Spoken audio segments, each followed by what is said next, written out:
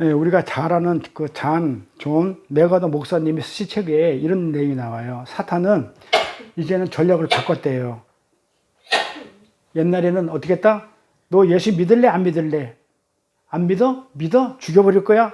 이렇게 하는 게 아니고, 이제 하나님의 참교회 옆에다가, 진짜 하나님의 진짜 교회 옆에다가 엄청나게 큰 화려한 교회를 많이 세워준다는 거예요, 사탄이. 그러다 보면 하나님의 참교회들은 어떻게 돼요? 참교회들은 그 사람들이 몰려가는 그 화려한 교회를 보면서 무슨 생각이 들겠어요? 야, 참교회는 사람이 없는데 저거 화려하고 큰 교회는 사람들이 많이 몰려가기 때문에 야, 저게 진짠가 봐. 이렇게 힘을 빠지게 만든다는 거예요. 이처럼 계시록은요, 마귀의 미혹을 잘 설명해 놨어요.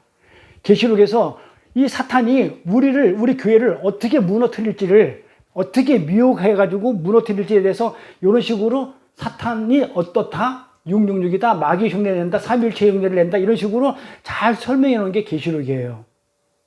그래서 계시록은 권세 잡은 자들이, 세상 권세 잡은 자들이 그 하나님, 삼위일체 하나님을 그대로 흉내 내서 우리를 공격하고 있다는 거예요. 그래서 우리 잘 봐야 돼요. 예수 믿는다고 해도 진짜 제대로 된 예수를 믿고 있는지, 그 사탄을 믿고 있으면서 그걸 예수로 착각을 하면서 믿고 있는지, 이제는 계시록을 보면 분별이 돼요. 계시록 공부하면. 그 전까지는 분별이 안 됐다 그러면 이제는 분별할 수 있을 거예요. 계시록 공부하다 보면 아, 저게 가짜구나, 진짜구나.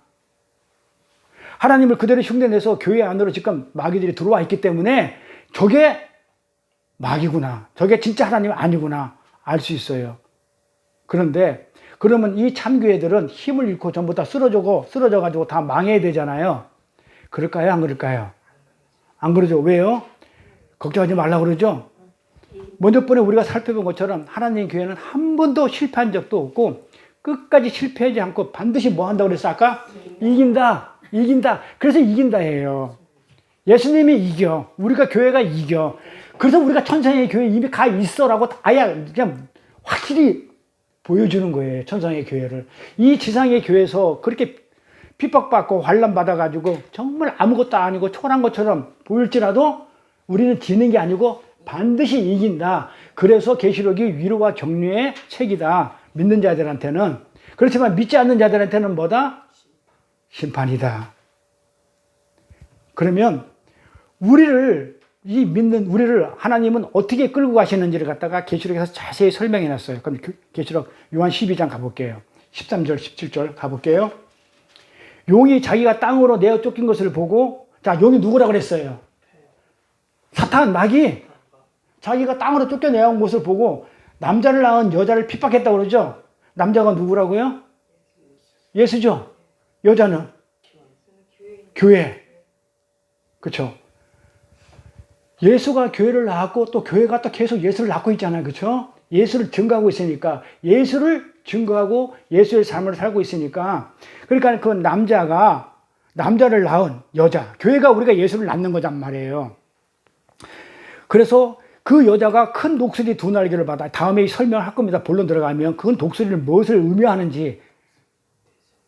두 날개를 받아 광야, 자기 곳으로, 광야가 어디라고요? 자기 곳이란 말이에요. 자기가 있는 곳이 광야예요. 나라가 거기서 그 뱀의 낯을 피하여. 뱀은 뭐예요? 뱀은 마귀 새끼잖아요. 마귀. 사탄도 뱀이라잖아요. 사탄도 뱀. 용도 뱀이고, 용도 사탄이고, 뱀도 사탄이고, 뱀의 낯을 피하여 한때와 두때와 반때를 양육받으며. 자, 한때, 두때, 반때를 뭐라고 그랬어요? 무엇을 상징하는 거라고 그랬어요? 한때, 두때, 반때. 옳지. 잡아요. 한때 1년, 두때, 반때, 3년 반. 3년 반. 요건 뭐다? 우리의 인생이죠. 우리의 사는 인생이에요. 우리 인생. 그쵸? 요거를 우리가 어디 사냐면 예수 초림부터 재림할 때까지 요 사이에 살고 있기 때문에 요게 교회 시대라고 그러는 거예요. 그래서 우리 인생이라고 그러고 한때, 두때, 반때를 교회 시대라고 그런단 말이에요. 그러면 이 한때, 두때, 반때만 이렇게 계시록에 나오면 좋은데 로마 병장이 로마 사람들이 알아먹으면 안 되기 때문에 다른 걸로 또 다른 걸로 또 똑같은 내용을 그 기독교인만, 그리스도인만 알아먹는 다른 말로 또 다시 또 표현할 때가 있죠. 이걸 어떻게 하냐면 한 3년 반을 42달로 표시하죠. 42달. 또 이거 42달을 또 날짜로 표시할 때도 있죠. 1260일. 42달 곱하기 360 하면 1260일 나오고, 한때 두때 반때를 곱하기 하면 12 곱하면 42달 나오고, 이런 식으로 막 뭐랄까 같은 내용을 반복적으로, 그래서 뭐라고 그랬어? 아까 계시록에서 계시록은 반복적으로 그렇게 쓰여 있다. 같은 사건을, 같은 것을 이때는 요렇게 요런 식으로 그렇게 흘러가고 있다라는 것을 염두에 두라는 얘기입니다. 그러니까 우리가 뭐예요? 한때 두때 반때는 우리 인생이죠. 우리 교회 시대를 이야기하는 거란 말이에요. 그런데 그거 보니까 뭐라고 그랬어요? 한때와 두때와 반때를 우리 교회 시대를 살아가는 동안에, 우리 인생 동안에 뭐 한다고 그래요? 양육받으면, 앞에 보세요. 빨간 글씨. 양육받는다고 그러죠. 양육받는다는 얘기 뭔 말을 하는 거야? 그러니까 우리 인생 동안 양육을 받는데 그 말이 무슨 말이에요? 옳지. 하나님이 지켜주시고 보호하신다 이 말이에요. 그 얘기를 하는 거예요. 양육받는다. 그렇게 하나님이 지키신다는 거예요. 그러면 어떻게 지킨가 볼까요? 어떻게 지켜요? 어떻게 지켜요? 15절 가볼게요. 이 답이 다 있어요. 야, 양육받는다. 14절까지 해놓고 15절에 가니까 답이 있어요, 없어요? 어떻게 양육받는다? 여자 뒤에서, 교회죠? 우리 뒤에서 마귀가, 뱀이 입으로 뭘 한다? 물을 강같이 토한다. 마귀가 입으로 물을 토한다. 물이 뭐야라고 그랬어요? 말씀, 생명수, 말씀. 그러니까 뭐야? 마귀가 입에서, 마귀 입으로 말씀을, 말씀이 좀 이상하다. 마귀 말을 토해내는 거란 말이에요. 그러니까 그 말에 홍수에 빠져가지고 마귀가 얼마나 달콤한 말을 많이 하는지 거기에 그 말에 빠져가지고 떠내려갈 지경이야. 말씀이 얼마나 좋은 말이 많은지. 봐봐요. 지금 보면, 우리가 보면 얼마나 이 말씀의 홍수 속에 살고 있어요. 인터넷만 들어가도 다 말씀이고, 책이고, 동영상이고, 뭐 테이프, CD들이 얼마나 많이 나와 있나고요. 여기에 마귀의 말에 누가, 여자가, 교회가 뭐 한다는 거예요? 떠내려간 거짓 말씀에. 그러니까 마귀한테 뭐가 있다는 거예요? 말씀이 있다는 거 없다는 거예요? 있어요. 그러니까 그 말이 진짜 말인 줄 알아. 하나님 말씀인 줄 알아. 왜? 모르니까 성경을. 그러니까 딴 예수를 믿고 딴 말씀을 듣고 앉아있는 거야. 그게 뭐예요? 아까 살인이라고 했죠. 라짜흐. 살인하는 자들. 뭐예요? 말씀을 왜곡하는 거. 나빠요. 진짜 말씀 몰라가지고 엉터리 말 전하는 거. 사람 죽이는 거예요, 그거. 하나님 앞에서는요, 심판이라고 그랬죠. 아까 심판받는다고 그랬죠. 믿지 않는 자들이 하는 거. 심판받아요. 거짓 말씀. 그게 뭐예요? 쉽게 얘기하면 교회 안에 아까 재미있는 오락거리 만들어준다고 그랬잖아요. 마귀가. 그 참교회 옆에다가 큰 대형교회, 막 큰 좋은 교회, 화려한 교회를 세워가지고 거기다가 재밌는 걸 막 만들어주니까 사람들이 벌떼처럼 들어가가지고 거기서 말씀이 나오는데 무슨 말씀 나오겠냐고요. 그 사람을 기쁘게 해주는 말. 그 안에 있는 사람들을 즐겁게 해주는 말. 근데 그게 사람들이 가요, 안 가요? 가요. 근데 그게 진짜 같다니까요. 근데 그 말씀이 하나님의 말씀인 줄 알아. 그래서 제가 진짜 싫어하는 얘기가요. 세상 말 교회 안에 들어오면 안 된다. 세상은 마귀 세상이잖아요. 그 마귀 세상의 말이 왜 하나님 말씀 전하는 이 안에 들어와가지고 비빔밥을 만드는지 짬뽕을 만드냐 이 말이에요. 근데 그런데 가면 재미가 있어 또. 재밌어요 없어요? 말이 재밌어요. 그 마귀들은 그렇게 화려하고 건물도 화려하게 해주고 크게 부흥시켜주고 교회를 그렇게 재밌는 걸로 만들어주고 사람들을 모아서 부흥시켜줘요. 근데 어떤 말이에요? 그게 거짓말이에요. 거짓 말씀이 있다는 거예요. 세상 사람들은 그 물에 떠내려간다는 거예요. 봐봐요. 여자를 물에 떠내려가게 하려 하고. 그렇죠. 세상 사람들은 물에 다 떠내려갔단 말이에요. 그런데 그럼 하나님의 교회들은 어떻게 되겠어요? 또 답이 나와요. 16절에.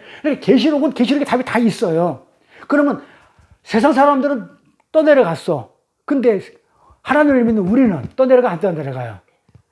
안 떠내려간다고 답이 어디 나왔는데 16절에 땅이 여자를 도와. 하나님이 보낸 땅이, 창조한 땅이 그 땅이 입을 벌려가지고 그 용의 입에서 나오는 통한 강물을 다 먹어버려. 뭔 말이에요? 자, 하나님께서 지금 보호하고 계시는 거죠? 그 토한 물을 우리가 못 먹고, 가짜 말씀을 우리가 못 받고, 말씀을 걸러내는 거예요. 땅으로 하여금 네가 먹어버리고, 우리는 그 말씀을 어떻게 해요? 걸러낼 수 있게끔 만들어 주시겠다는 거예요. 용의 입에서 토한 강물을 다 땅이 삼켜버리고, 우리는 안 먹어요. 진짜 하나님의 백성은 그 마귀의 말을 안 먹어요. 그런데 마귀가 만든 그 화려하고 어마어마한 그런 교회에 오락거리가 있고 정말 재밌게 하는 그 교회에 그 마귀가 하는 말에 세상 사람들은 어떻게 돼요? 먹어요. 근데 우리는 거기를 안 가요. 그 말씀 먹으러 안 가요. 그래서 전도사님이 여기까지 온 거고. 아니면 교회가 없나요, 뭐. 그런 말씀 교회 가면 뭐 예배 못 드리나요? 그런 교회를 안 간 거예요. 그 마귀의 말이 나오는 곳. 우리는 그 말을 안 먹어요, 마귀의 말을. 하나님이 어떻게 한다? 땅을 통해 가지고 다 먹어버렸기 때문에 우리는 먹을 일이 없죠. 걸러낼 수 있게 만들어 주셔요. 그러니까 어떻게 돼요? 용이, 마귀가 뿔딱지 나요, 안 나요? 우리 이어지는 얘기가 17절 얘기야. 그래서 용이, 마귀가 뿔딱지가 났어. 분내했어. 그래서 돌아가 가지고 여자의 남은 자손. 남은 자손이 누구예요? 여자의 남은 자손. 어떤 자가? 답이 다 있다니까. 곧 이래요. 하나님의 계명을 지키는 자. 그 다음에 예수의 증거를 가진 자가 남은 자손이에요. 그러니까 우리들. 뭐 하는 자예요? 하나님의 말씀을 지키며 예수를 증거하는 우리들이 남은 자란 말이에요. 남은 자손과 우리들과 지금 싸우려고 어디에 섰더라? 바다 모래 위에 지금 서 있더라 이 말이에요. 그러니 지금 어떻게 돼요? 이 무시무시한 용이 서 있으니까 우리를 공격하라고.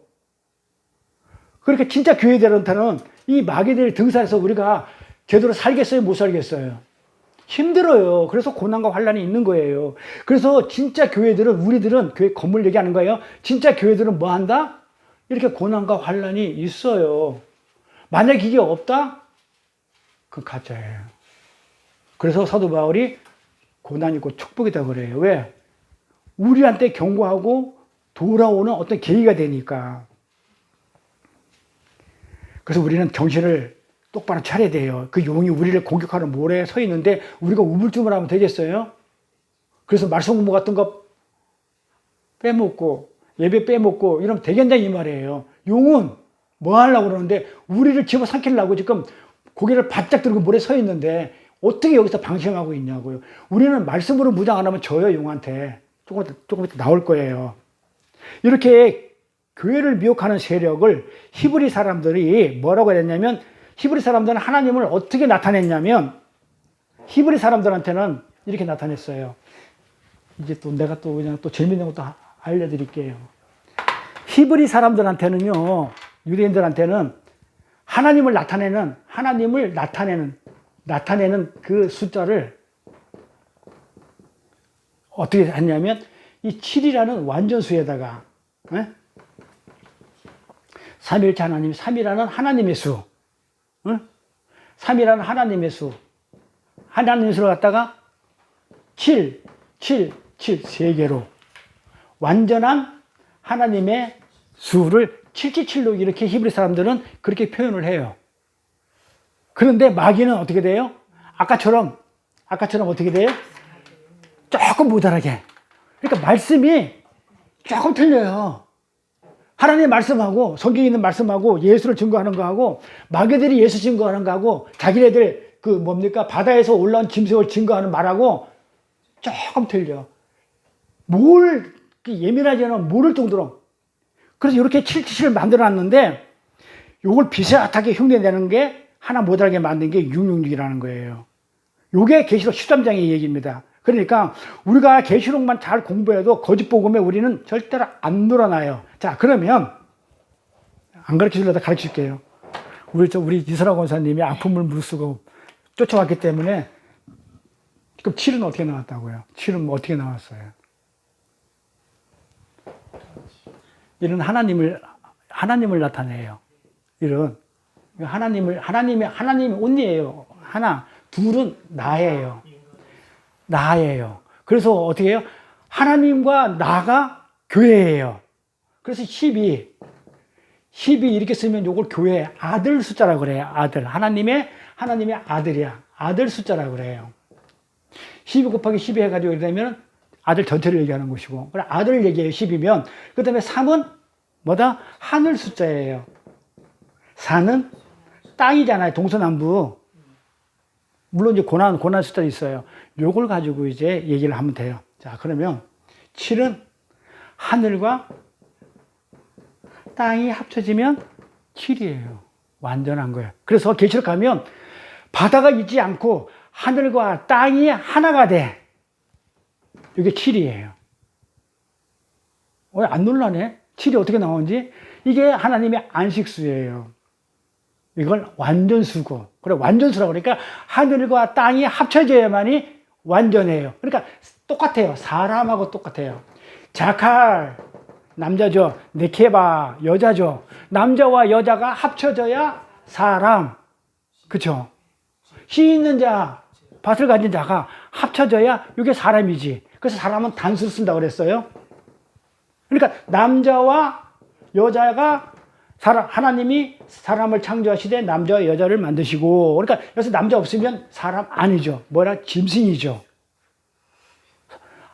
이 남자는 예수를 얘기하죠. 신랑이 없으면 뭐다? 짐승이에요. 그래서 세상 사람들을 보고 예수를 안 믿는 사람 보고 짐승이라는 얘기가, 그래서 짐승이라고 부르는 거예요. 무슨 뭐 멍멍 짖어서 꿀꿀꿀 대서 짐승이라는 얘기하는 게 아니고 하나님을 모르면 짐승이에요. 성경 그렇게 얘기를 해요. 그래서 하늘과 땅이 하나 됐다. 그래 요한계시록 맨 나중에 가면 결론이 어떻게 나냐면 하늘과 땅이 하나로 합쳐져요. 통일이라고 그래요. 그래서 성경이 완전하게 7로 끝나요. 그래서 완전수라고 7을 이렇게 표현한 겁니다. 그래서 12도 거기서 나왔고, 그래서 우리가 요한계시록만 잘 알아놓으면 절대로 마귀의 노름에 안 넘어가요. 거짓 복음에 안 속아요. 그리고 요한계시록의 그 문학적 장르를 한번 볼 건데, 그러면 계시록은 어떤 식으로 이렇게 어떤 문학적으로 만들어졌나를 한번 볼 겁니다. 여기 그림 보였나? 여기 용이 바다 모래 위에 섰어. 남자를 낳은 여자를 잡아먹으려고, 죽이려고, 싸우려고. 영적 전투예요. 무슨 전투? 영적 전투가 뭐라고요? 말씀을 왜곡하는 거란 말이에요. 그러니까 마귀의 말로 하나님 말씀을 갖다가 못 듣게 하는 거. 이게 영적 전투예요. 그래서 제가 그러잖아요. 이 말씀 공부하고 예배 시간에 안 나오면 영적 전투에서 못 이겨요. 못 이겨가지고 교회를 안 나오면 교회가 멀어지면 하나님과 멀어지게 돼 있다니까요. 이게 영적인 전투라서 그래요. 그래서 요한계시록 장르는 한번 공부를 할 거거든요. 지금 공부를 해볼 건데 어떤 장르로 쓰여져 있기 때문에 그 장르대로 읽어야 돼요. 그 책은 그 장르에 맞게 글을 읽어야 하기 때문이에요. 그런데 이 성경은 여러 가지 문학 형태를 띠고 있죠.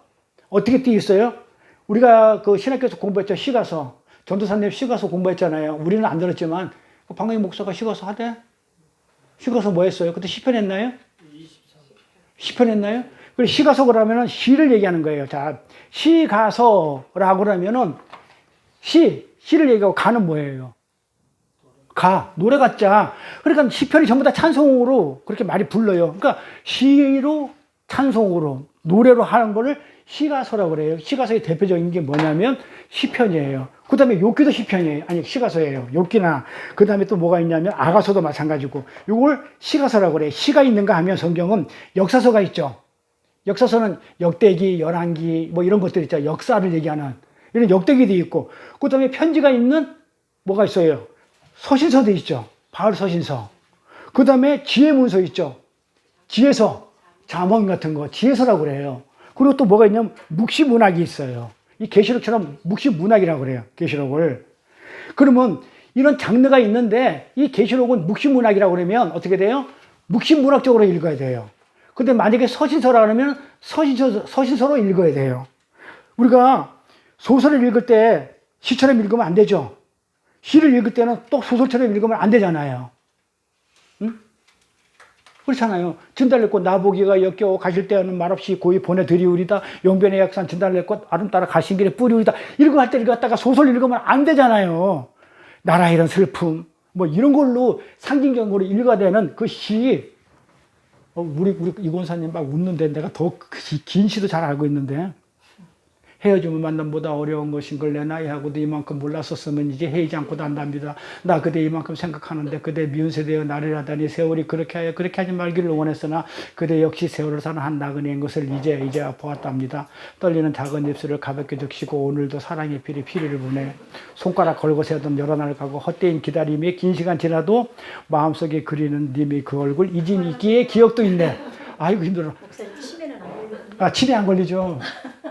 아니 이런 거를 옛날에 외웠기 때문에 지금 안 걸리지. 내가 이때 성경을 외웠으면 내가 얼마나 달달달 외웠겠어요. 그때는 이걸 좋아했다니까요. 시를.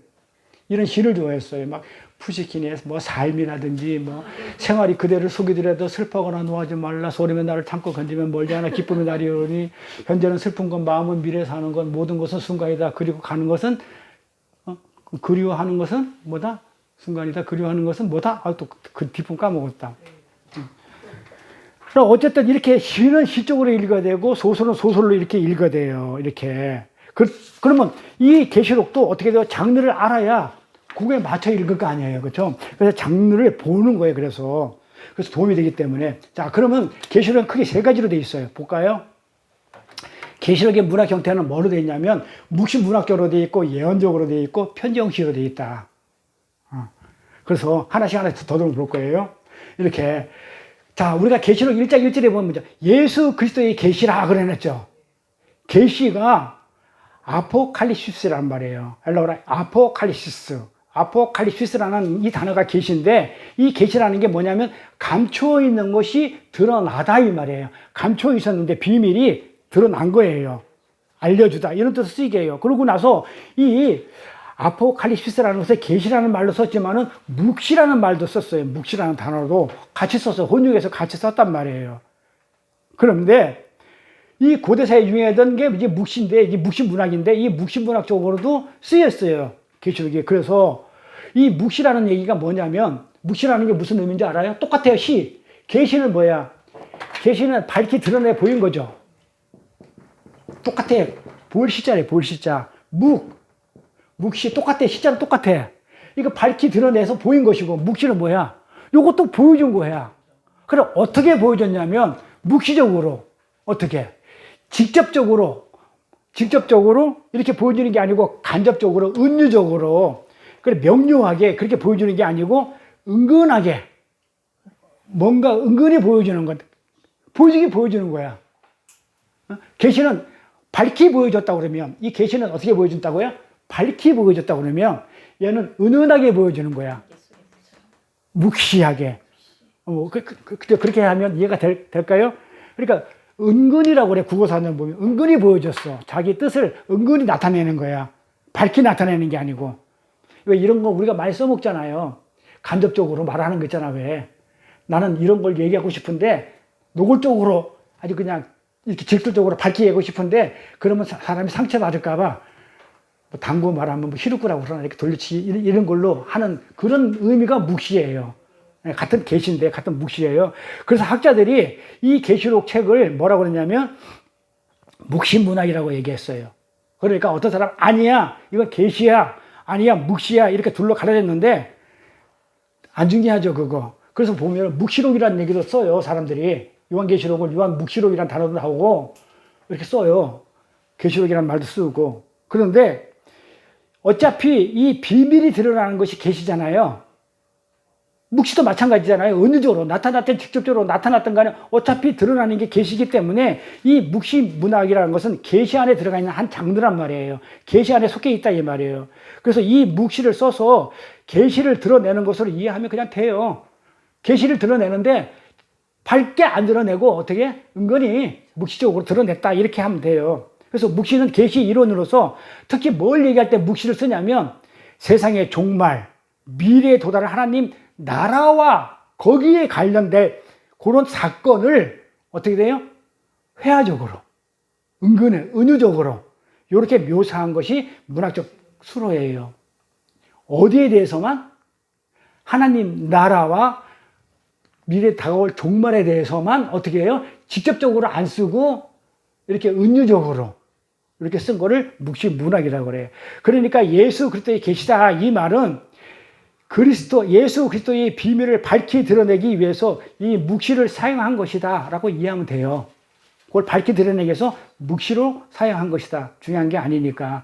그래서 계시록을 읽어보면 계시록 당시에 고대사회에 유행하던 묵시 문학적인 요소가 많이 내포되어 있는 것을 알 수 있어요. 그러면 묵시 문학의 특징이 뭔지 알아야 묵시 문학의 내용인지 뭔지 알 거 아니냐 이 말이에요. 그걸 특징이 뭔지 알아야. 그럼 특징을 한번 볼게요.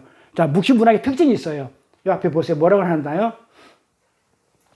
이야기 형태의 일정한 전개 과정이 한번 보세요.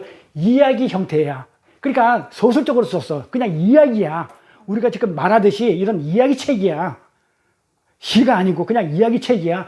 이야기 형태의 일정한 전개 과정이 이야기를 쭉 풀어나가는데 어떻게 풀어나가냐면 서사적인 골격을 가졌어. 뼈다귀가 서사적으로 가졌어. 서사적인 뭐예요? 그냥 서사적으로 그냥 쓰는 거단 말이에요. 그냥 느낌대로 생각나는 그대로 써나가는 거 이야기하듯이. 근데 그런 골격을 가졌는데 초월성을 내포하고 있어. 자, 그러면 이 서사적인 골격이 뭐냐면 서론, 본론, 결론이 있는 그런 걸 가지고 이렇게 쭉 써내려간 거예요. 이걸 서사적이라고 그래요. 그러니까 뭐가 있다? 서론, 본론, 결론 이런 게 있는 걸 서사적이라고 그래요. 그런 전개 과정이 있다는 거예요. 그리고 이 서사적인 골격이 있는데 뭐까지 있냐면 초월적인 것도 있대요. 초월적인 건 두 가지가 있어요. 하나는 뭐가 있냐면 초월적은 시간적인 초월이 있고 공간적인 초월이 있어요. 요한계시록에. 그러면 이 공간적인 초월은 뭐다? 이 공간적인 초월은 뭐예요? 아까도 저도 얘기했죠. 자, 우리는 지금 어느 교회에 산다고요? 이 땅에 있는 지상의 교회에 있어요. 그런데 동시에 어디 있어? 천상의 교회도 있죠. 그리고 우리는 지금 이 땅에도 존재하지만 어디도 존재한다? 공간이 어디에 있어? 이 땅이 있고 천상에도 있고 공간적인 초월을 한다고요. 그러니까 이 땅에도 존재하지만 천상에도 존재한다. 교회가 우리가 하늘나라에도 있고 지금 이 땅에도 있다. 이 땅에 있지만 하늘나라에 있는 것이고 그게 연합교리고 인크라이스트고 그리스도 안에 내 안에 그리스도 안에 내 안에 그리스도가 그리스도 안에 내가 초월적이죠. 공간적으로 초월되어 있죠. 그 다음에 시간적인 초월이 있죠. 이 시간적인 초월은 뭐가 있다면 우리가 이 시간적인 초월은 이미 종말론에 보면 어떻게 돼요? 새 하늘과 새 땅의 그 축복을 지금 어떻게 하고 있다? 자, 봐봐요. 지금 우리가 시간적인 초월은 어떤 거냐면 이 새 하늘과 새 하늘에서 일어나는 축복이 있죠. 그리스도 안에 우리가 있죠. 그리스도는 지금 하늘에 있죠. 지금 하늘의 축복을 지금 우리가 어떻게 누리고 있죠. 하늘에서. 요런 천상의 교회에서. 그 다음에 우리는 여기서 이 땅에서 뭐예요? 내 안에 그리스도가 있죠. 그렇죠. 내 안에 그리스도가 있는데 여기서 누리는 축복을 지금 여기서 누린다 이 말이에요. 그러니까 여기도 천국이야. 내가 눈으로 얘기해줘. 내 안에 내가 이 땅을 밟고 있는 내 안에 예수가 있으면 여기도 천국. 내가 그리스도 안에 있기 때문에 하나님 우편에 있기 때문에 그리스도가 거기도 천국. 뭘 초월했다고요? 내가 종말에 여기서 누릴 수 있는 축복을 지금 미리 여기서 누리는 거예요. 그래서 이 땅에서 뭘 누리자? 천국 살자. 제가 그렇게 얘기하고 있단 말이에요.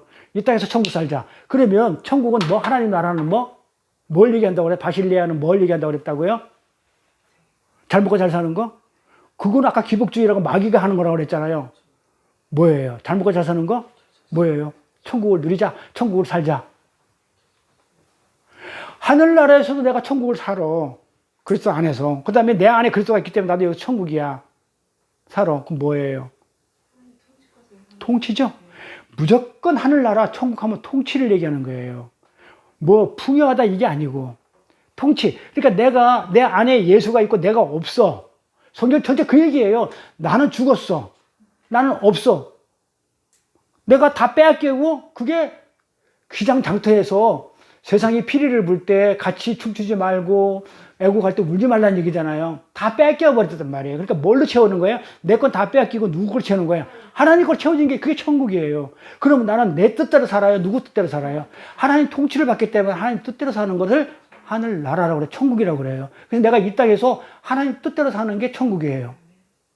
하늘나라에서는 당연히 하늘나라 통치를 받게 돼 있고, 이 땅에서 하나님 통치 받는 건 천국. 그러니까 그런 개념이에요. 그래서 시간적인 초월도 있고 공간적인 초월도 있다. 이렇게 계시록에는 시간적으로 공간적으로 초월이 있는데, 이것들이 묵시문학의 특징이에요. 초월성을 가지고 있고 서사적인 거 가지고 있다. 그러니까 서사적인 거 초월성만 외우면 되겠죠. 초월성은 공간적, 시간적. 서사성은 서론, 본론, 결론으로 계시록이 그렇게 되어 있다. 이따 할 거예요. 서론, 본론이 어떻게 이루어졌는지를 고기를 볼 거예요. 그래서 이런 이야기 형식을 따라서, 아까 이야기 체계를 했죠. 이야기 형식을 따라 가지고 기승전결이 있고, 그 소설적 프레임을 가지고 초월적인 것을 가지고 설명하는 것이 그게 요한계시록이다. 그러니까 요한이 본 그 환상이 말하고자 하는 것을 표현하기 위해서, 자, 요한은 자기가 본 환상을 표현하기 위해서, 잘 보세요. 잘 들어보세요. 중요하니까. 요한계시록에서, 자, 요한이 자기가 본 환상이 있죠. 이걸 본 환상을, 그 환상이 말하고자 하는 것을 표현하기 위해서 뭘 했냐면, 상징적으로 내가 갖고 있는 성경의 지식과, 잘 보세요. 그 다음에 구약적인 내용, 그 당시에 떠돌아다니는 소문이나 설화, 당시에 이런 걸 가지고 이야기를 만드는 거란 말이에요. 요한계시록을. 이야기예요. 요한계시록은. 말씀이 아니고, 하나님의 말씀이 아니고 이야기라고 그랬어요, 제가. 자, 그런데 어떻게 이야기를 꾸몄냐면, 자, 요한이 환상을 봤죠. 그럼 그 환상이 지금 무엇을 얘기하는지를 갖다가 설명을 해야 되겠잖아. 내가 지금 뭐 곰을 봤어. 이 곰을 봤으면, 내가 환상에 곰을 봤다 이렇게 안 적고, 곰을 이제 다른 걸로 표현을 해야 돼. 다른 걸로 이렇게 표현하는 거. 근데 어떻게 표현했냐면 상징적인 것으로, 또 뭘로? 성경의 지식 같은 걸로. 그 다음에 아까 그랬죠. 요한은 구약의 내용을 너무 잘 알고 있다고. 유대인들은. 근데 구약의 내용. 근데 거기를 그때 당시 핍박하고 있던 로마 사람들은 구약을 모르잖아요. 그 사람들한테 모르는 내용인 구약의 내용으로. 그 다음에 그 유대인들만 알고 있는 그 설화나 소문, 그 내용을 가지고 이 글을 썼기 때문에 유대인들은 금방 알아먹었을까요? 못 알아먹었을까요? 네? 계시록을. 알아먹었죠. 그러니까 그 당시에, 그래, 에베소 교인들 알아먹었다니까는요. 그들이 잘 알고 있는 구약의 내용으로. 그 다음에 지네들이 입으로 소문 내고 있는 설화 이런 걸로. 또 성경 지식으로. 이런 걸로 편지를 써서 자기가 본 환상을, 어떤 환상이야?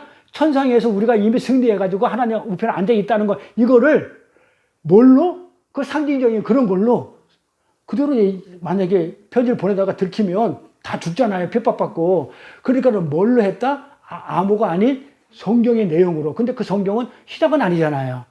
그러니까 구약의 내용으로, 뭐 설화나 소문 이런 걸로 유대인들이 금방 알 수 있었던 그런 것을 가지고, 내용을 가지고 지금 이야기를 만들어 놓은 게 뭐다? 요한계시록이에요. 그러니까 요한계시록 이야기책이에요.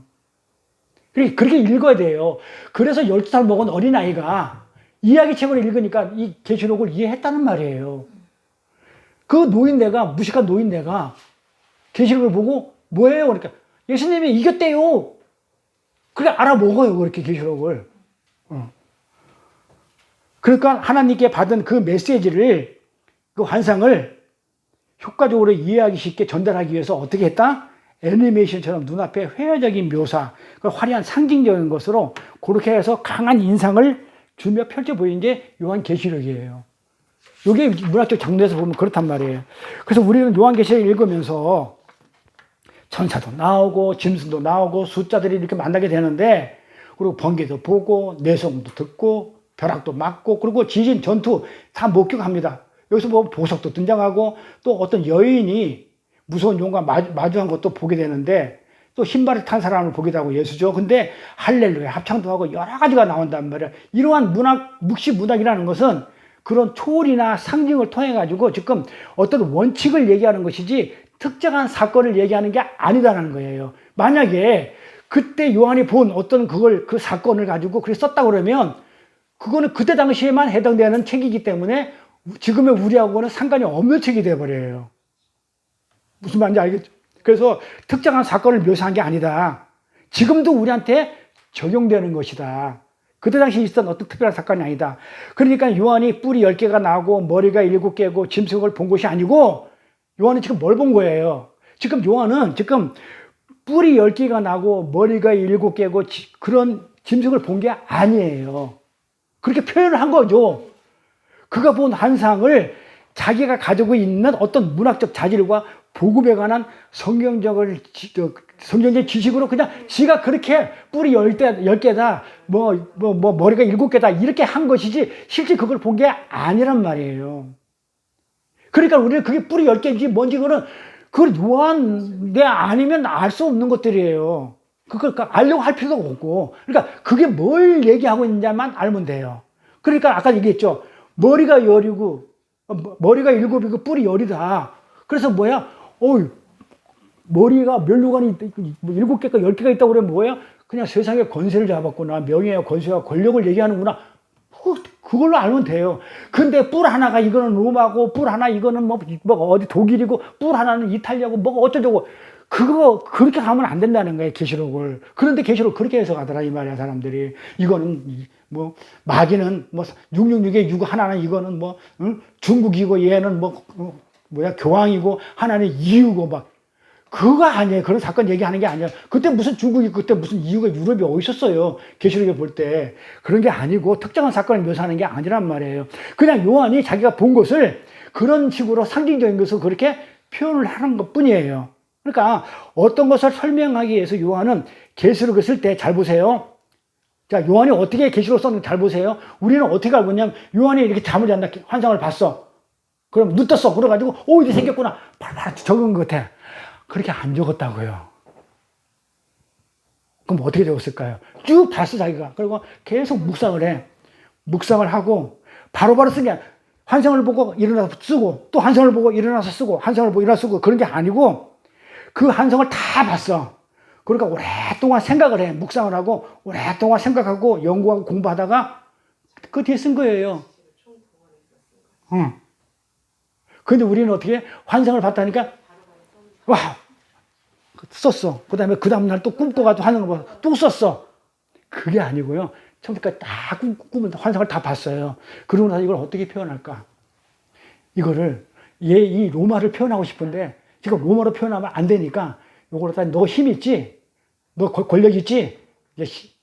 내가 구약에 보니까 이런 게 있던데 다니엘서에 보니까 표범 같은 짐승이 있고 힘센 사자가 있는데 내가 이걸 표현해야 되겠다. 로마 너는 못 알아먹어. 하지만 우리 민족은 다 알아먹으니까 다니엘서에 있는 내용이니까 자, 입을 사자같이 만들자. 생긴 거 표범같이 생겼다 하자. 그럼 다니엘서를 알기 때문에 그런 짐승이 마귀라는 걸 알고 힘 있고 자기를 핍박한다는 내용이 나오니까 그 사람도 다니엘서 아니까 지금 이거 로마구나. 그때 당시에 로마. 그럼 지금은 우리한테는 이 세상에 권세 잡은 사람들, 공중 권세 잡은 사람들, 돈 있고 명 있고 빽 있고 물질주의 이런 것들이 나를 그렇게 못 살게 걸들어. 그 내용으로 내가 지금 쓴다면 나는 그렇게 안 쓰죠. 요한처럼 뿔 달린 걸로 안 쓰겠죠. 뿔에다가 돈 그려놨겠죠. 그 다음에 이쪽 뿔에다가 다이아몬드 그려놨겠죠. 그런 본 것을 자기가 그런 식으로 표현한 것 뿐이지 그 뿔이 뭐다 이건 알 필요가 없다니까요. 이게 무슨 말인지 이해가죠. 계시록 때 그렇게 읽어야 돼. 안 그러면 메시지를 놓쳐요. 자, 그래서 바로 쓰고 한 게 아니고 그렇게 표현을 한 거예요. 다 연구해가지고 이렇게 쓰면 되겠다, 저렇게 쓰면 되겠다. 우리 전도사님이 지금 책을 내고 있듯이 요건 이렇게 하면 좋겠다, 이렇게 하겠다. 한참 인터벌을 두고 이렇게 써나가서 완성한 거예요. 근데 계시록 읽어보면 아주 과학적인 구조와 아주 치밀한 이야기로 전개가 된 것을 우리가 볼 수 있어요. 그래서 우리는 묵신문학을 대할 때 그 환상이 묘사하고 있는 그림을 분해하면 안 돼요. 뿔이 뭐다? 뿔 하나가 뭐지? 뿔 2개 있으면 뭐지? 이렇게 분해하지 말라는 거예요. 그냥 그 전체의 환상을 큰 틀로 보고 힘 있는 거다. 뿔 7개고 왜 7개지? 왜 8개지? 이런 개념 보지 말고 힘 있는 거다. 권세다. 이렇게 큰 틀로 보고 하나님께서 말씀하시고자 하는 그 메시지만 우리 들으면 돼요. 그러니까 여기서 나오는 음료, 짐승, 인, 나팔, 대접 이런 것들은 포즈를 맞추듯이 짜 맞추면 안 되고 그거는 시간 낭비하는 거예요. 아무 의미도 없어요. 맞지도 않고. 그래서 그렇게 하다 보면 그 환상 전체가 주는 메시지를 놓치는 수가 있어요. 그러니까 예를 들면 이런 것들이에요. 자, 계시록 17장 가볼게요. 7대접을 가진 7천사 중에서 하나가 와서 내게 말하여 가로되 이리 오라. 많은 무리에 앉은 큰 음녀에 받을 심판을 내게 보이리라. 땅의 임금들도 그와 더불어 음행하였고 땅에 거하는 자들도 그 음행의 포도주에 취했다 하고 그 성령으로 나를 데리고 광야를 가리라. 내가 보니 여자가 붉은빛 짐승을 탔는데 그 짐승의 몸에 참남한 이름들이 가득하고 7머리와 10뿔이 있으며 그 여자는 자줏빛 옷과 붉은빛 옷을 입고 금과 보석과 진주로 꾸미고 손에 금잔을 가졌는데 가증한 물건과 그의 음행에 더러운 것들이 가득하더라. 그 이마에 이름이 기록되었으니 비밀이라 큰 바벨론이라. 땅의 음료들과 가증한 것들이 엄밀하 했더라. 자, 여기 보세요. 이 음료의 환상을 읽을 때 이 여자가 이 음료가 뭐야? 뭐 붉은 어딨어? 여자 붉은빛 짐승, 무슨 뭐 7머리 10뿔, 자줏빛, 붉은빛, 금, 보석, 진주, 손, 금장, 가정. 지금 여기에다가 이게 뭐고 이건 뭐고 이건 뭐고 이거는 파헤치다 보면요 이 이야기가 하려는 메시지를 놓칠 수 있다는 거예요. 물론 중요해. 다음에 본론 들어가면 보석은 뭘 의미하고 이렇게 얘기를 하겠지만 지금 여기서는 이 메시지를 놓치면 안 되기 때문에 이런 건 중요하지 않아요. 그렇게. 그러니까 먼저는 전체를 보고 나서 그 다음에 2차적인 문제예요. 이거는 이 여자의 환상은 5절에 나와 있는 것처럼 바벨론이죠. 설명을 다 했다고 그랬어요. 자, 우리가 옛날에 그 산상수훈 공부할 때 제가 요한계시록을 많이 이용했죠. 이 음료가 누구예요?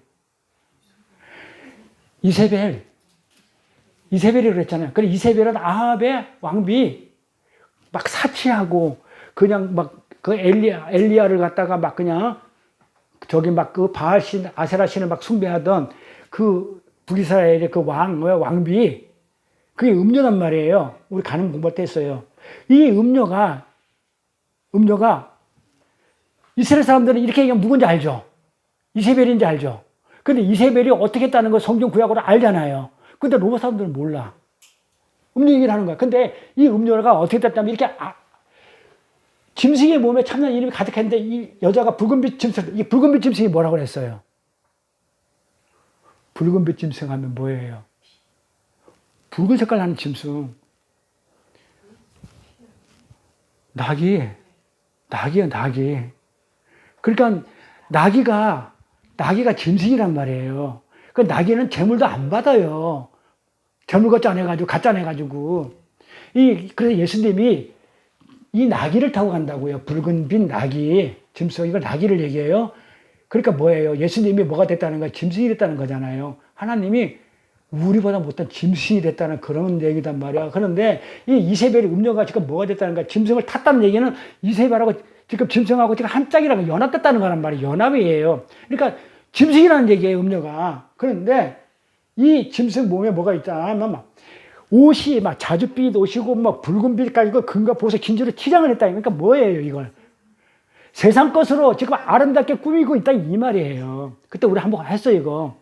이 세상 것으로 이렇게 아름답게 꾸미고 있다. 그런 지금 그 얘기를 하는 거예요. 금과 보석과 진주로 꾸미고 손에는 금잔을 가졌는데 이게 전부 다 뭐다? 가증한 것들이야. 에? 그 음행에 더러운 것들이 가득하더라. 아까 음행을 뭐라고 그랬어요? 진술 권사님 아까 음행이 뭐라고 그랬어요? 하나님이 아닌 다른 신을 섬기는 거, 우상.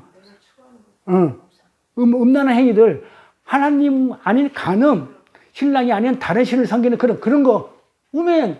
그 더러운 거단 말이에요. 가득해. 이걸 가졌는데도 불구하고 세상 것들이 그 세상에서 화려하고 세상에서 좋은 그 금은 보석들이 전부 다 뭐다?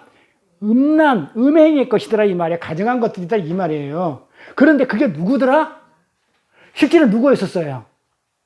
세상의 권력과 세상의 힘과 이 음료는 지금 누굴 얘기다? 그 음료는 곧 바벨론이라 그러는 답이 딱 있어요. 그 음료는, 근데 음료는 이스라엘 사람들은 뭘 알아듣냐면 이세벨을 알아들어. 이세벨은 그때 화려하게 왕비로서 모든 세상 칼같이 사치 이런 걸 다 권력을 다 가지고 있던 사람이야. 이세벨인데 그런데 요한은 바벨론이야 이랬단 말이에요. 이들은 바벨론은 무슨 말인지 알아? 바벨론 멸망할 건가 알아. 멸망한 걸 안단 말이에요. 멸망한 바벨론이라고 뭐 이래 됐단 말이에요. 그래, 얘들은 어떻게 한다? 죽어. 음료는 곧 죽어. 근데 음료는 지금 누구라 요한은 알고 썼냐면 지금 당장 우리 그 교회를 핍박하고 있는 그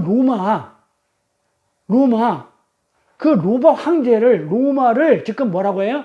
바벨론이라고 지금 표현한 거야. 만약에 여기다가 그건 곧 로마다 이래버리면 어떻게 되겠어요? 작살나는 거 아니야. 그러니까 이게 바벨론이다, 음료다 이러면 어떻게 됐다? 이 유대인들은 알아먹을까요? 못 알아먹을까요? 알아먹었던 거예요. 그렇기 때문에 지금 너희가 지금 이렇게 큰 힘과 능력과 권세와 세상의 돈 이런 걸 가지고 너희들을 갖다가 어떻게 해요? 핍박을 하고 있지만 곧 니들을 가정한 것이라서 뭐한다? 그것이 비밀이다. 로마로 가면 안 되기 때문에 비밀이다. 그것도 작은 게 아니고 큰 바벨론이다. 로마가 지금 강대국이다 이 말이에요. 지금 그 얘기. 그러면 그때 당시에 로마였어. 지금 뭐예요? 지금은. 그러니까는 이 여자 환상은 5절에 나와 있는 것처럼 바벨론, 즉 그 당시에 사람들에게는 로마 제국지였죠. 그 로마 제국지의 핍박을 상징하는 것이었는데, 그러면 그때 당시 상징한 것이니까 지금 우리 세대하고는 안 맞는 거잖아. 로마 시대가 아니니까. 그럼 우리하고 상관이 있나요, 없나요? 상관이 없다 그러면 이 계시록 우리가 읽을 필요가 없잖아요. 상관이 있잖아요. 그러면 그 로마가 바벨론이 상징하는 게 뭐예요? 아니, 멸망은 그 권력과 힘과 능력과 재물과 뭐 이런 것들, 돈, 이런 것도 권력을 얘기하는 거잖아요. 어차피 권력을 얘기하는 거잖아요. 그렇게 지금 뭐예요? 아까 얘기했잖아요. 자, 마귀는 우리 교회를 어떻게 넘어뜨리냐면 이 교회를 불태워 없앤다든지 쓸어 넘어뜨리는 게 아니고 그 교회 옆에다가 크고 화려한 교회를 세워가지고 그 안에다가 재밌는 오락을 만들어주고 그냥 거기다가 막 그냥 친목회도 만들고 재미있게 해줘가지고 말씀하고 상관없이 사람들을 몰려가게 해가지고 이 진짜 교회를 무너뜨리죠. 힘없게 만들어버리죠. 똑같은 내용이라니까요. 그러니까 뭐다? 이 바벨론은 뭐다? 지금 뭐하다? 대형교회. 말씀이 없는 교회. 그러니까 말씀이 대형교회라면 안 되죠. 대형교회라 다 말씀 없는 거 아니니까. 말씀이 없는 말씀이 없는 교회. 그런데 뭐 하는 교회? 그 안에서 프로그램으로 사치로 여러 가지 인본주의로 율법주의로 지금 말하는 현대 사람에는 물질주의, 쾌락주의가 교회 안에 들어와 있는 거. 재밌게 해주는 거. 물질 만능, 기복주의, 신비주의. 지금 그러니까 이걸 보면서 그때 당시에는 로마가 그렇게 했지만 지금은 이런 것들이 가정한 것들이 이렇게 머리에 뿔 달고 면류관을 쓰고 보석과 진주로 꾸미고 손에는 금잔을 들고 그냥 해봤자 짐승이지만 반드시 내가 멸망시키겠다. 지금 그렇게 하기 때문에 너희들 이 물질주의, 만능주의, 그 다음에 쾌락주의, 이 마귀의 세력들에 대해서 내가 단호하게 없앨 거니까 너희들 걱정하지 마. 작은 교회예요. 전부 다 크고 화려한 교회에 그 프로그램 있는 교회에 다 빼앗긴 진짜 참 교회예요. 걱정하지 마. 내가 할게. 이게 이겨라예요. 그러니까 첫 시간에 그랬죠. 이겨라. 우리 교회 이겨라 그랬죠. 그게 그거예요. 요한계시록 우리 교회 이겨라예요. 우리 보고 이겨라예요. 그러니까 환상을 보면서 그것을 알았다면 먼저 이런 전체적인 그림을 다 그린 다음에 왜 이게 열불이고 왜 이게 자줏빛 오지고 그분 모습은 지금 뭘 얘기하고 있고 잔을 두고 있다는 얘기는 무슨 얘기하는 것이 요거는 2차적인 문제다 이거예요. 그러니까 너무 거기다가 신경 쓰지 않는 게 묵시문학적 요소를 대할 때 읽는 방법이에요. 그러면 두 번째로 또 어떻게 되어 있다? 계시록의 문학 형태는 예언적으로 되어 있다고 그랬어요. 예언적. 볼까요? 3절에. 뭐라고 했어요? 이 예언의 말씀이라고 그러잖아요. 계시록을. 이 예언의 말씀을 읽는 자와 듣는 자는 그 가운데 기란 것을 지키는 자들이 복이 있다. 자, 우리가 복 받은 자이기 때문에 이 계시록을 지킬 수 있는 내용이에요? 못 지키는 내용이에요? 이 계시록은 우리가 복 받은 자잖아요. 이미 천상의 교회로 완성됐기 때문에 복을 받았잖아요. 그러면 이 계시록을 예언의 말씀을 우리는 읽을 수도 있고 들을 수도 있고 그 다음에 기록된 것을 우리가 지키기까지 할 수 있다는 거예요. 그러니까 어려운 거야? 안 어려운 거예요? 우리가 다 보고 듣고 알 수 있다는 거야 말이에요. 지키기까지 할 수 있다니까. 우리가 이렇게. 그래서 우리가 이 계시록을 어렵게 접근하지 말고 이렇게 접근하게 되면 계시록이 이야기책이기 때문에 엄청 재밌고 그 구속사의 결론 부분이기 때문에 엄청난 은혜를 느끼게 돼요. 그래서 내가 천상의 교회가 올라갔다는 게 확실히 느껴졌기 때문에 이 세상이 다 내 거라는 환희가 희열을 느껴요. 제가 그랬다니까요. 이걸 딱 다 읽고 나서 이 세상 다 내 거야. 근데 사실 쥐뿔이나 가진 게 없는데 마음으로는 너무나 풍요로운 거야. 이 세상이 다 내 거야. 그래서 이 세상에 탐이 나요, 안 나요? 탐도 안 나고 있어도 그만 없어도 그만. 뭐 개념이 없어지더라고요. 가치관이 바뀌더라 이 말이에요. 저는 계시록을 보고 나서 사실상 가치관이 많이 바뀌었어요. 아직도 남아있지만, 세상 끝이 남아있지만, 그래도 그나마. 계시록을 요한은 예언의 말씀이랍니다. 우리는 예언이라 할 때 뭘 예언이라고 그래요? 앞으로 일어날 일을 미리 말하는 것을 예언이라 알고 있죠? 앞에 일어날 일들을 언이니까 예언, 앞에 일어날 일을 말씀 원이니까 말하는 것. 예? 앞에 일어날 일을 먼저 말하는 거. 이걸 예언이라고 우리가 알고 있잖아요. 그러면 미래일이잖아요. 근데 계시록은 미래일 뿐만 아니고 교회 시대에 있었던 일이잖아요. 그러면 말이 안 맞잖아요. 예언이. 자, 예수님 초림부터 재림까지가 교회 시대야. 그러면 지금 이 요한계시 써질 때는 예수님이 오시고 나서 AD 95년에 썼기 때문에 로마 시대 때 썼기 때문에 한 이 정도 된단 말이에요. 어? 요때 예언이에요. 요때 예언한 거야. 그쵸? 요때 이루어질 거예요. 이게 다 교회 시대니까. 그러면 요때 일어난 거기 때문에 지금 일어난 일은 예언이 안 될 수도 있잖아요. 모르니까. 이 말이 아니란 말이에요. 그러니까 요때 지금 요때 살고 있는 우리한테 지금 예언이란 말이에요. 이때도 예언이지만 요때도 예언이잖아요. 다 예언이란 말이에요. 앞으로 일어날 일이라면 그럼 앞으로 일어날 일이면 우리 시대 예언이잖아요. 그럼 요때도 예언이고 요때도 예언이란 말이에요. 그러면 예언이 일어나가지고 예언을 했단 말이에요. 나 뭔 얘기다 또 이렇게 잊어버렸어. 무슨 얘기 하다가. 요때도 예언이야. 그리고, 그거 하려고. 그러면, 요때도 예언이야. 요때도 예언이야. 요때도 예언이야. 그러면, 우린 여기 살면 요건 예언이 안 되죠. 이미 일어난 일이죠. 과거 일이죠. 우리한테는 과거 일이지 예언이 아니란 말이에요. 그런데 이 교회 시대 안에 있기 때문에 전체가 다 예언이라고 말씀한단 말이에요. 교회 시대에서 일어날 일을 예언이라 했기 때문에 하나님은 여기부터 여기까지 다 예언이라고 얘기한단 말이에요. 근데 우리는 여기 있기 때문에 이걸 예언이라고 생각을 안 해. 과거라고 생각해. 과거에 일어났던 일인데 어떻게 예언이 되냐고요. 안 맞잖아요. 그래서 예언이 그 말이 아니라는 거예요. 과거에 있었던 것까지도 예언이라고 그래요. 그러면 어떤 식으로 해야 과거에 있었던 걸 예언이라고 얘기를 하냐면 미래일 뿐만 아니라 교회 시대 전체의 이야기라고 이 지금 요한계시록을 얘기했기 때문에 여기에서 요한이 얘기하고 있는 예언의 말씀이라는 것은 성경이 말하고 있는 예언은 단순히 앞에 일어날 일에 대한 예견을 얘기하는 게 아니고 선지자들이 선포했던 수많은 예언의 말씀이 항상 앞에 것만 얘기 안 했어요. 잘 보세요. 제가 얘기하는 거 구약에서 선지자들이 얘기한 걸 쭉 예언을 보세요. 다니엘서 이사야서를 보든 쭉 보면요. 그 당시에서 앞으로 일어날 일에 대해서만 얘기한 게 아니고 과거의 얘기를 해요. 과거에 이러이러했다 했기 때문에 앞으로 너희들은 이러이러하다 이렇게 얘기를 해요. 그냥 앞으로 뭐가 떨어져. 복권이 내일 모레 너한테 당첨될 거야. 이런 식으로 예언하는 게 아니고 앞에서 어떠한 구약에서 과거에 어떠한 일들이 있었기 때문에 지금 너희들한테는 반드시 그때 있는 하나님이나 지금 있는 하나님, 동일한 하나님이기 때문에 똑같이 이렇게 해줄 것이야 라고 그렇게 예언을 하더라 이 말이에요. 그래서 계시록에 나오는 예언은 앞으로 일어날 만 얘기하는 게 아니고 과거에 있었던 일들까지도 얘기를 해주는 게 요한계시록의 특징이에요. 예. 그래서 선지자들은 그때 당시에 구약에 있는 선지자들은 그렇게 안 했단 말이에요. 항상 앞에 것만 얘기 안 했고 과거에 행하였던 하나님의 일을 풀어요. 해석을 해가지고 그것이 지금 우리의 삶에 지금 현재 우리 하나님의 백성의 삶에 어떤 의미가 있는지를 적용을 해가지고 그 다음에 앞으로 너희들은 어떻게 각성을 해야 돼. 과거에 이런 일이 있었기 때문에 이런 일을 각성을 해야만이 앞으로 이런 일이 있어 라고 현재를 어떻게 하냐면 그걸 각성하게 만들어요.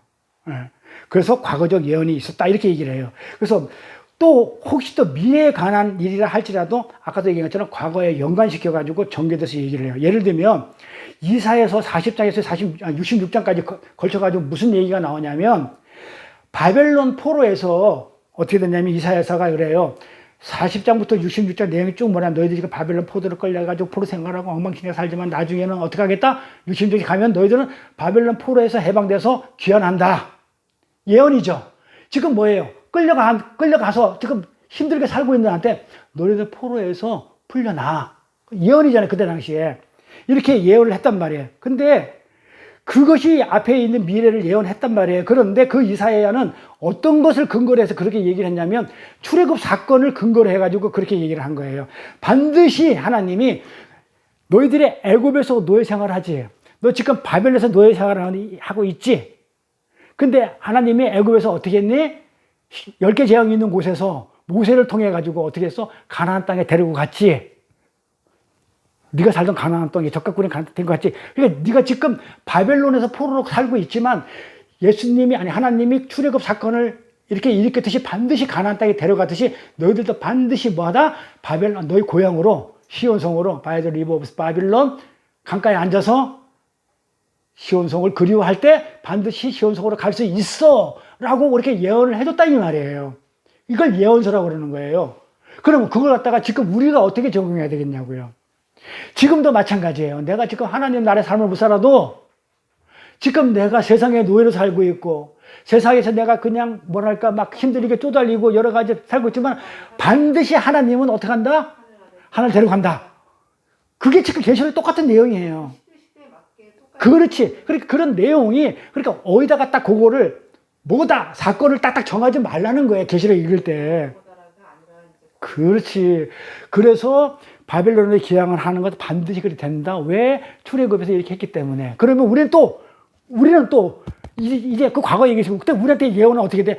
바벨론에서 포로로 끌려가서 해방시켜 주듯이 또 우리도 지금 내가 지금 세상의 노예 삶을 반드시 나를 이 땅에서 살고 있는 나를 천상의 교회로 올려서 나를 풍요하게 해주겠구나를 갖다가 아는 거예요. 이걸 보여준 거예요. 이걸 계시라고 그래요. 과거를 통해서 현재를 보고 현재를 통해서 미래를 보게끔 계시해 준 거. 이걸 요한 계시록이라고 그래요. 이 계시록의 개념이 어느 정도 잡히죠. 무한정되고 무슨 예언이고 내가 앞으로 일어날 일이고 나는 앞으로 뭐가 되고 그런 내용이 아니고 전부 다 우리의 하나님 나라에 대한 구속사를 얘기한 게 요한계시록이기 때문에 이 세상 얘기하고 섞이면 안 되죠. 근데 요한계시록 세상 얘기다 섞어버리니까는 뒤죽박죽에다가 아까도 얘기했지만 뭐랄까 연대의 수준으로 시대 수준으로 막 읽다 보면 이게 왜 죽은 뒤에 또 살아나가지고 또 살아가지고 또 죽여야 되지 막 이런 것들이 나오고 그렇게 읽으면 안 된다는 거죠. 그래서 계시록 읽기 위해서는 오늘 공부한 걸 가지고 이제 집에 가서 한번 계시록 한번 읽어보세요. 그러면 계시록이 일단 눈에 딱 들어와 버려요. 개념이 잡혔기 때문에 요건 요런 거구나. 그렇게 읽다 보면 잡혀요. 딱 끝나고 나면 이제 다음 주에 올 때는 계시록을 한번 읽고 한번 와보세요. 재밌어요. 그러면 그다음부터는 막 산상수훈이고 뭐고 그다음에 지금 우리 비설교하는 거 다 때려치우고 계시록 갑시다 막 그러는데 아낄 거예요. 아무나 안 줄 거예요. 정말이에요. 자, 그래서 앞에 거를 들어가지고 현재에 적용시키고 현재를 또 미래에 이렇게 예언을 하는 거에 계시록이에요. 그리고 이사야 65장에 나오는 그 미래에 새 창조와 새 예루살렘 회복 이야기가 나오거든요. 이사야 65장에 이 이야기는 첫 창조하고 노아의 언약을 근거로 그렇게 기록된 거예요. 반드시 다 멸망시키지만 노아의 언약에서 8명이 살아남듯이 너는 살아남어. 요거를 그려놓은 거예요. 다 그러니까 뭐랄까 과거를 들어서 예언을 하는 거예요. 현재. 그러니까 성경이 말하는 예언은 단순히 미래에 대한 예견을 얘기하는 게 아니죠. 단순히 미래에 대한 얘기를 하는 것이 아니에요. 이거 중요해요. 예언이라는 것은 과거의 하나님의 말씀을 이 과거에 주신 우리 하나님 성경 말씀을 어떻게 하라고요? 잘 해석해가지고 우리 현재에 적용시키고 체감하게 하고 경험하고 있는 것으로 뭘 보라고요? 앞으로 우리한테 일어날 완성된 그 하나님의 구속 사건 어떻게 우리를 구원해가지고 하늘나라의 천상의 교회로 만들 것인 그 하나님 나라를 설명한 것이 요한계시록이에요. 다른 게 아니고 그러니까 이 땅의 것을 점친 게 아니고 요한계시록은 그러니까 자꾸 요한계시록을 이 땅의 것을 풀려고 그러니까는 미래를 고 예언으로 풀려고 그러니까 너무 힘든 거야. 그렇게 풀면 안 돼요. 그래서 정리하면 이래요. 성경이 말하는 예언은 앞에 보세요. 구약의 선지자들이 이미 일어났던 과거에 일어났던 일, 아까 이사야에서 얘기했던 것처럼 일어났던 그 출애굽 사건, 바벨론 포로는 출애굽 사건을 예를 들어가지고 그때도 이렇게 했으니까 너희 반드시 회복시켜줘라는 그 근거를 해가지고 구속 사건을 구해준다는 거, 구원해준다는 거예요. 그러니까 계시록은 구원 얘기를 하는 건데 딴 얘기하면 안 돼요. 딴 예언하면 안 돼요.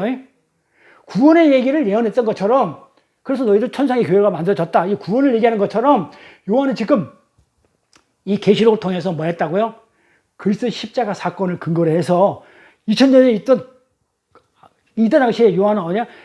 그냥 90년 전에 있었던, 60년 전에 있었던 십자가 사건을 근거로 해가지고 지금 현재의 경험, 이 에베소 교회가 지금 로마한테 지금 핍박받고 있는 이 경험을 십자가 사건을 근거로 해가지고 예수를 근거로 해가지고 뭐 하냐면 미래에 완성될 하나님 나라의 그 구속을 설명하고 있는 것이다.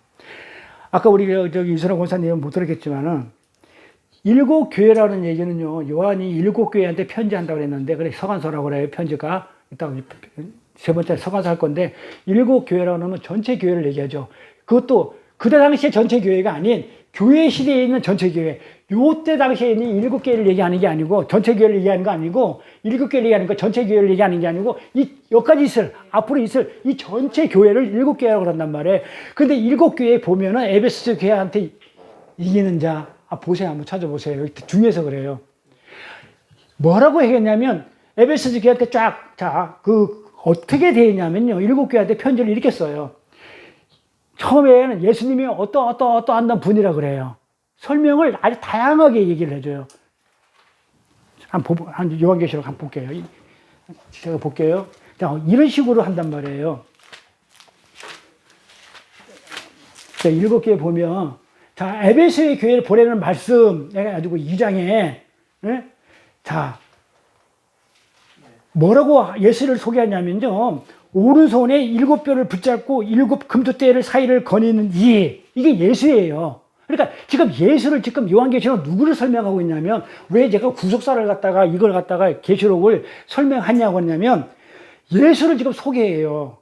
요한계시록은요, 누구를 소개하는 게 아니고 복음서인데, 전부 다 예수 얘기예요. 자, 에베소서는 이렇게 얘기해요. 오른손에 있는 일곱 뼈를 붙잡고 일곱 금토대를 사이를 거니는 이렇게 얘기를 해요. 이렇게. 그 다음에 쭉 가서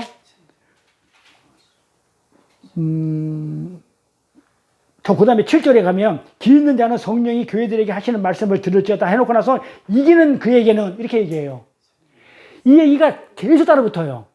교회마다. 그러니까 첫 번째는 예수가 누군지를 설명하고 끝에 가서는 이기는 자 계속해. 그러니까 그 각 교회가 다 이겨요.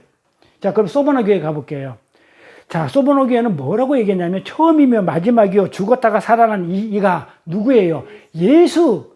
지금 전부 다 예수를 설명하고 나서 그 다음에 또 끝에 가면 어떻게 나오냐면 소바나 교회 기린다녀 성령이 교회들에게 하시는 말씀을 들을지다 이기는 그에게는 그렇죠. 자, 그 다음에 두아디라 교회 가면, 자, 뭐라고 또 예수를 소개하냐면, 그 눈이 불꽃 같고, 그 발이 빛난 주석과 같은 하나님의 아들이 예수를 반드시 소개해요. 그러고 나서 또 뒤에 가면 또 뭐라고 그래요? 26절에 이기는 자와, 이렇게 해요. 이기는 자가 나오죠. 네? 이기는 자. 그 다음에 사대교회 가보자고요. 사대교회는 예수를 어떻게 설명해요? 하나님의 일곱 영과 일곱 뼈를 가진 이가 이르시되 이러죠. 일곱 영과 일곱 뼈를 가지시니 이렇게 예수를 소개하죠. 그러고 나서 또 뒤에 가서 뭐라고 얘기해요? 몇 절이야? 5절에 3장 5절에 보면 이기는 자는 나오죠. 전부 다. 또 빌라델피아 교회 가서는 뭐라고 그래요? 거룩하고 진실하사 다윗의 열쇠를 가지시니 곧 열면 닫을 사람이 없고 닫으면 열 사람이 없는 이 예수를 얘기한단 말이에요. 그러고 나서 또 뭐라고 나오냐면 또 이기는 자는 12절에 이기는 자는 나오죠.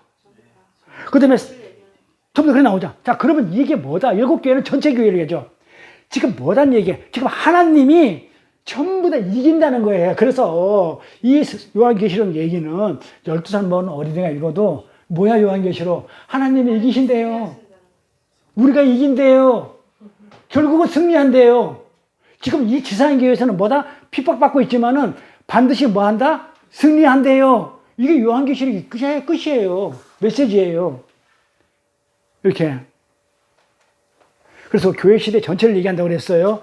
그래서 여기에서 요한이 얘기하고 있는 이 예언의 말씀이 지금 무엇을 뜻하는지, 그 성경이 말하는 이 예언은 단순히 앞의 일이 아니라고 그랬죠. 그래서 요한계시록에는 예수 그리스도와 그분들을 말미암은 구속의 이야기와 하나님 나라에 대해서만